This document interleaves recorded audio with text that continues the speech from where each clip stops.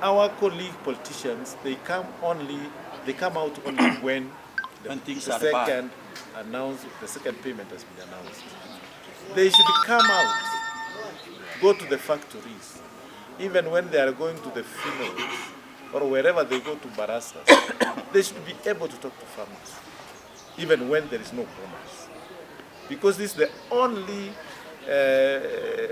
crop that we are getting for the next year, and is the one making even most of the children from our families, humble families, going to school. So I'm urging our colleague politicians, starting with the governor, the members of parliament, senators, the MCAs, let them also come out and educate farmers and talk to farmers, rather than attacking directors.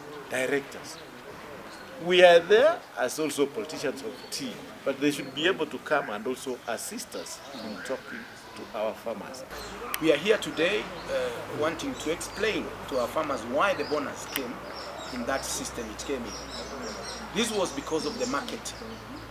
The areas whereby our tea was being bought had a lot of problems. There were geopolitical issues which caused this problem, like Sudan, which has been buying a lot, actually is the third strongest buyer, moved away. You understand what happened when they came to Kenya? There was a parallel party which came to form another government within. So the one which was within Sudan itself, they moved away. Then there was also this problem of the exchange rate. Our currency has grown to be very strong against the dollar, and we are export oriented. The dollar used to go at 160, but now it came down to 130. We lost 30 dollars. The markets shrinked, and because of that, we could not be able to achieve good money, which we could be able to give to our farmers. Nevertheless, we are saying now the markets are opening up now, and we are saying farmers should not be misled by politicians who are interested to have positions by telling them that the best thing they need to do is to uproot the cash flow. So, in this narrative, it will not help a poor farmer. We are talking of money which a farmer normally gets at the end of the month. If now you are saying we uproot that, the farmer will not be able to get that kind of money. And there is no way you can be able to govern an hungry person, since that is the only cash crop which we do have. The conferences we have had in other areas like Kericho, going to Meru, we will urge our politicians not to just stay out.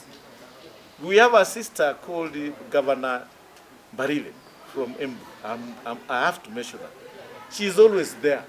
We have politicians from Kericho. They are always there. But our politicians from Kisi land, they are not interested, apart from Mogeni, from Nyamira, who normally comes, and there is Cherusa. But others, nobody talks about it. They don't appear, even if they are invited. We kindly ask them to come out. This is the only product, mini crop we have. So kindly, our colleague politicians, I'm urging you, come out, attend the conferences, come out, call us, ask us what's happening. We give you the insight of what's happening. Then when you talk to farmers, you are able to say what's happening. Whereby we had Barethram, we had this machungwa, this, what would you call it? Yeah, the coffee and oranges. Yeah. Or no, the avocado. Yeah. People came up and misled our farmers, and they did approve that. Later, the market has just come out, has sprung out. So this is the same issue which people are trying to spread. And we are saying, farmers, please do not. Whoever is telling you this has a certain place where him or her gets his monthly or well-being from. You have your own well-being from the farming of the tea. So if somebody tells you to uproot it, where are you going to go? We are in the process again, planning to increase the monthly payments for our farmers, to encourage them to stay in the farms. Because what is important is what the farmer gets to his pocket. There is hope. And we are working on that. We are also creating a cash flow issue within our factories. And that's why we decided not to go for borrowing. Or what we did, we gave the farmers what we had, as poor as it was, so that we can be able to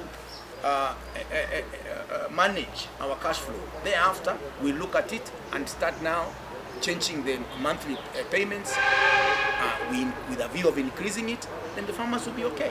So what are we saying? Farming of tea is good.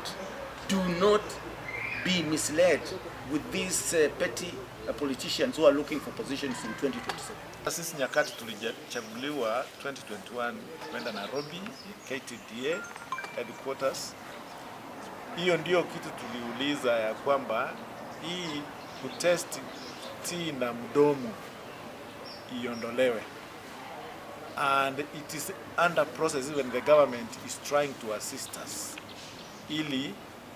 Ile inakuja na machine iletwe iwe tested. It is a process. Actually, it's being done, even the government is involved to assist us as KTDA to secure those machines which we now test. But the problem we have is that those people who are buying our teas, you know, the tea, the way of testing through the mouth, and then the scientific way of testing, those people, from the look of things, the buyers, they are not for it.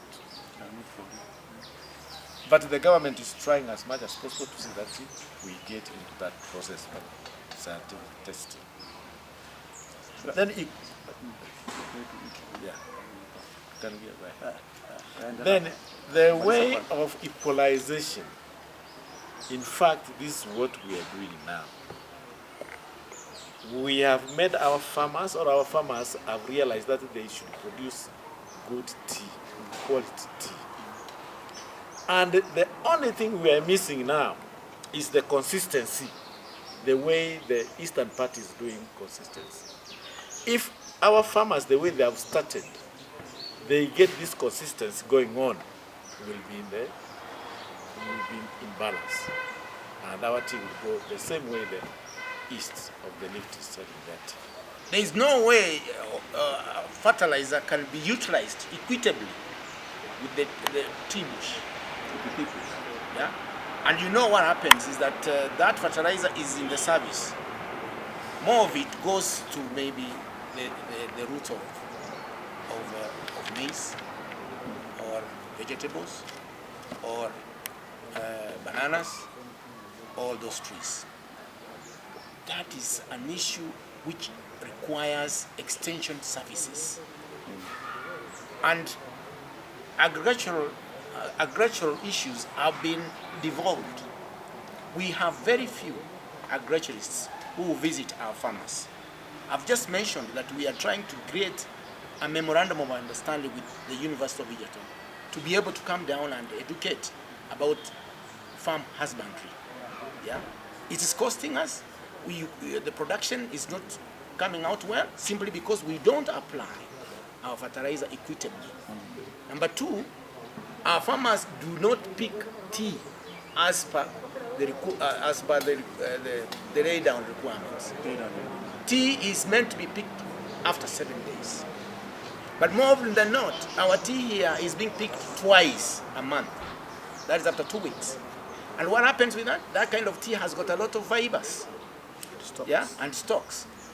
And it suppresses, yeah, the performance of that tree to grow. You know, if you pick it faster, it comes out. But if you give it more time, you make it to be sluggish, so it doesn't come out. Our farmers have not internalized that.